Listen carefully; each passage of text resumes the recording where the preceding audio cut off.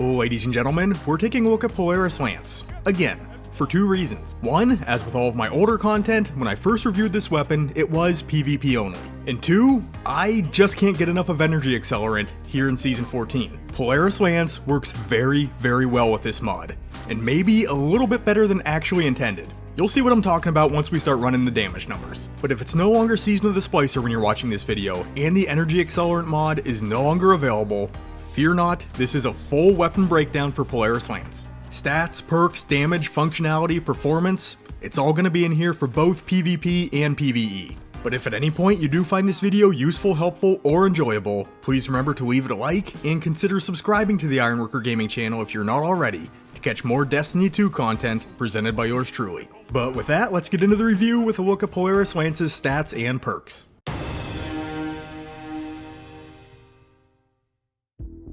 Polaris Lance is an exotic solar scout rifle, falling most in line with the high-impact scout rifle archetype, firing at 150 rounds per minute with 14 rounds in the magazine. For the stats, this is about what we'd expect to see from a high-impact scout. High range, slow handling, mediocre reload speed, and lower aim assist.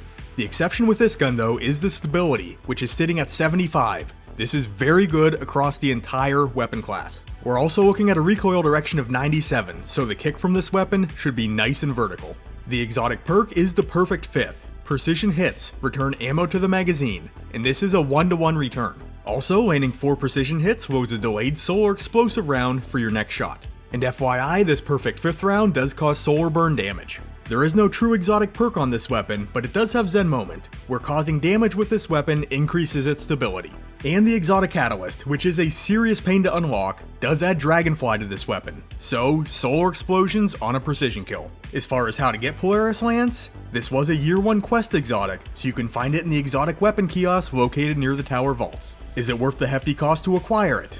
Well, hopefully this video can help you make that decision for yourself. But onto the PvE section to test out our damage, functionality, and talk about the gun's performance.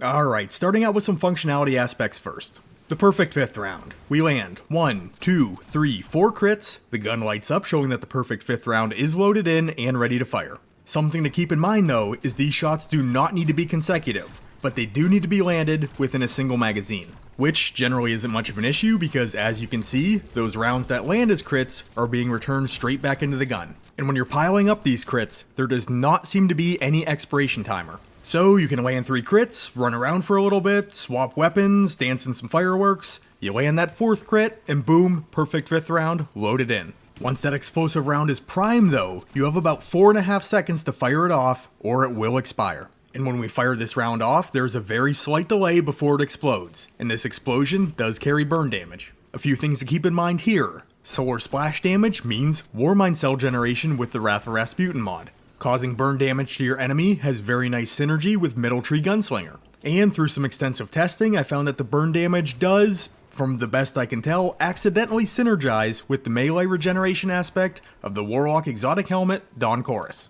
And for the reload speeds, we're looking at 2.1 seconds to reload and fire the weapon. If you want to throw on a single scout rifle loader mod, you can cut that to 1.63 seconds. And just a heads up, this mod is available in the artifact here in Season 14, costing only 1 energy if unlocked. And on to the damage numbers, with my general disclaimer for anyone who's unaware. PvE damage numbers are variable and will change depending on content scaling or enemy tier. So I do all of my testing in the Conflux Lost Sector on Nessus to keep these damage numbers consistent and comparable from video to video. First thing I wanted to take a look at was the Dragonfly damage, and keep in mind this is going to be against baseline red bar targets. And while the damage is heavily based on the proximity to the blast, max damage in this case appears to be around 5,000. Keep in mind though, you do need to have the catalyst unlocked for the gun to access this function. If you're making use of Energy Accelerant though, it is going to double the damage from the Dragonfly explosion. Here we're seeing about 9,600 points of damage with the mod equipped. Onto the weapon damage itself though, versus my favorite testing dummy, Karl the Colossus. We're seeing 3,440 points of damage on a crit and 1,960 to the body. The perfect fifth round though does carry impact, blast, and burn damage. The impact does not deviate from the base values, but the blast is dealing 3,822 points of explosive damage, as well as 5 burn ticks at 370 points of damage apiece. So essentially, landing a shot with this round is tacking on an additional 5,672 points of damage to the target. In all of my other weapon reviews, I'd give you max single mag damage here, but since crits are refunded straight into the magazine, in Polaris Lance's case, it's infinite. To calculate the damage per second, I'm going to factor it off of 15 consecutive crits, which is rolling in 3 perfect 5th rounds. The total damage dealt would be 68,616 if I were to land all crits. The time to squeeze off 15 shots comes in at 5.63 seconds, so our damage per second sits at 12,188. Energy Accelerant, though, actually does increase the blast damage from the perfect 5th round. And really, it shouldn't. This isn't Dragonfly, this isn't Firefly, this isn't Chain Reaction, this is just raw blast damage. But for whatever reason, it works. Which means instead of just improving the collateral damage, like it does with most other weapons, the mod is actually increasing the single target damage output for Polaris Lance. When the mod is equipped, that blast damage is now causing 7,643, as opposed to 3,882.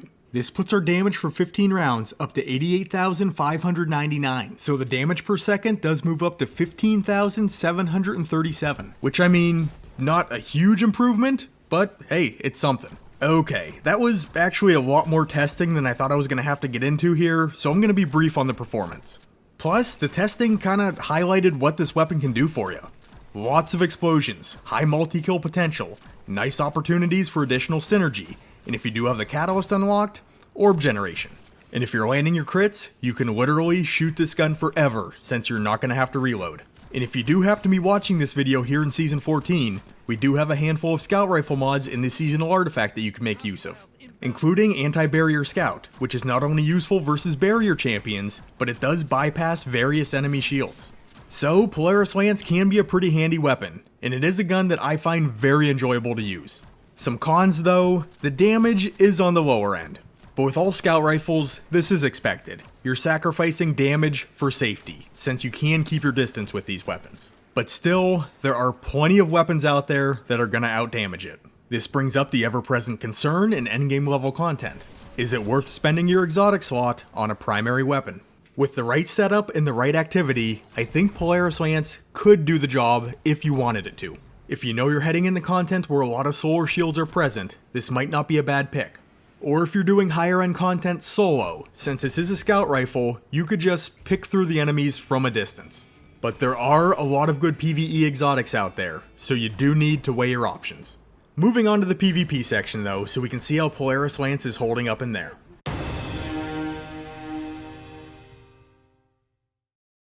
Into the Crucible, and starting out with our damage numbers. Crits from Polaris Lance will score 68 points of damage, and body shots will land for 39, which is actually going to be rounded up from 38 point something. So our optimal time to kill is going to be 0.8 seconds, which is achieved by landing 3 crits. And the body shot time to kill is going to vary depending on the enemy guardian's resilience tier. Versus someone running 5 resilience or less, 5 body shots can down them in 1.6 seconds. But versus a guardian running tier 5 resilience or more, it is going to take 6 shots and a full 2 seconds. The perfect 5th round in PvP is only going to carry an additional 20 points of blast damage and 5 burn ticks at 6 points of damage apiece, giving us plus 50 points of damage if that shot lands on a target. Landing a perfect 5th round is not going to affect our optimal time to kill, but you can achieve that 0.8 second time to kill with 2 crits and 1 body shot. It is going to help out our body shot time to kill though, taking it down to 1.2 seconds with only 4 shots needing to land at any resilience tier. Another thing to keep in mind though, while that blast damage from the perfect 5th round is proximity based, any player struck by the blast will take those 5 ticks of burn damage. For the physical range, this is a 150 RPM scout rifle. There are very few sight lines where you're even going to have a chance of seeing damage fall off. You can see I'm back here at 86 meters and still hitting for full damage, so in 99.9% of the cases, damage fall off is going to be a non-issue. Performance wise though, I gotta say in the past, I was never really too hot on Polaris Lance in the Crucible. I've always been in Jade Rabbit's corner when talking about scout rifles in PvP, but when using it recently for this video, it felt pretty amazing actually. And I think a lot of that I can attribute to the blanket aim assist buff that all scout rifles saw with the launch of Beyond Light.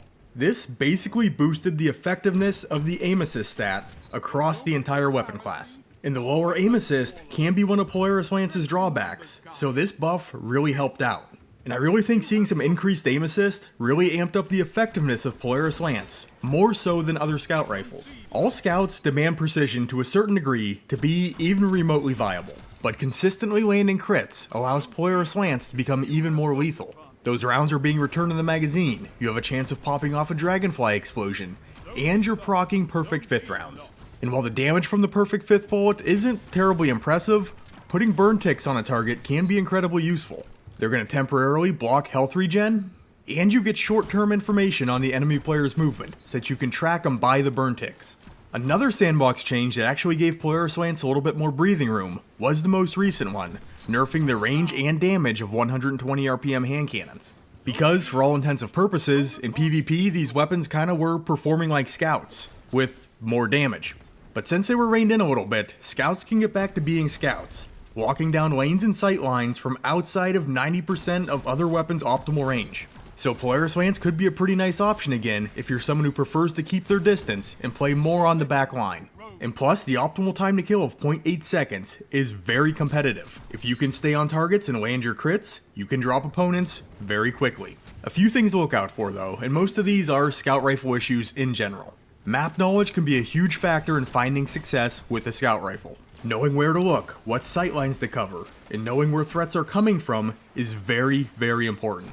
And when using a scout rifle, you're probably going to be pulled back a little bit, so you won't be able to lean on your radar as much to let you know where the enemies are at. So you do need to be able to anticipate the enemy team's movement with limited info. On top of that, scout rifles can require patience, which I know is a curse word to a lot of Destiny players. But scout rifles are definitely not a hold forward charge in weapon class, so if that's your style, scout rifles probably are not. And since scout rifles inherently do not perform well at closer ranges, prepare to get pushed. Especially if you're doing well with the scout rifle. Enemy players will be coming for you. Be ready for them. Next, the body shot time to kill with Polaris Lance, and all other high impact scout rifles for that matter, flat out stinks. A 2-second time to kill versus mid to high resilience tiers is very slow. If you are not landing your crits, put the gun away, try something else. And to finish things out, just a few specific drawbacks for Polaris Lance. 1, the handling is slow. Not a huge issue because you're probably going to be keeping your distance in most cases, but if an enemy can close the gap on you quicker than expected, things might not go in your favor. Lastly, and this might just be a personal issue, but I'm a serial reloader. If I look at my magazine count and there is a single bullet missing, my brain goes, oh no, you gotta reload your gun. Don't do that. Don't do that with Polaris Lance. Chaining crits within a single magazine is what makes this gun tick. This might not be as much of a con as a mental hurdle, but it's still one that I struggle with.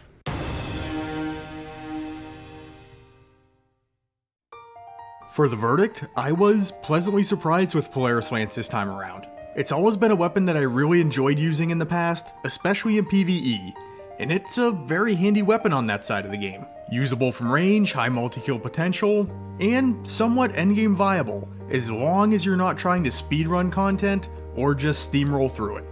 In PvP, the weapon just felt so much more consistent to me, with the aim assist working a bit harder now, which in turn allows all the benefits of running this weapon to shine through more frequently.